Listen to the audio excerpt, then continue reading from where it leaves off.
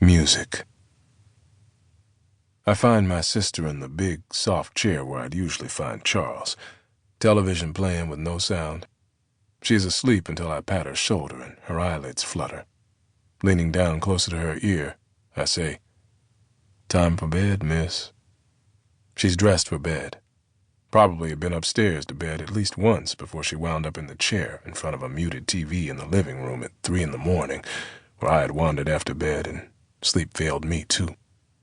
As I had tipped down the dark stairs, blinks of light from the living room did not help much, and my hand used the wooden banister on the stairwell's open side to guide me, to remind me that a rail laid atop the steps ran down along the opposite wall, a steel track for an incline that carried a chair up and down, a rail that could trip you up and break your neck if you weren't careful. Dreamed of my girl. My sister, eyes shut again, halfway whispers as if words speaking too loud might disturb somebody's sleep. Her own, her dream. Dreaming of a daughter who had died only a few months before this visit, whose long illness had confined her to a wheelchair that required the motorized lift I'd just been avoiding. This is what I think first when I hear my sister's words, but something soft in her voice had opened to let me enter.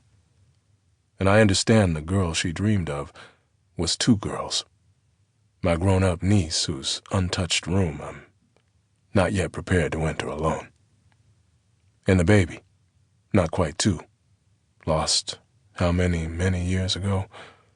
And as usual, when I recall the one who never grew up, always strangely older and younger than her sister, a song starts to play, silently, as pictures moving across the screen, until I turn off the TV.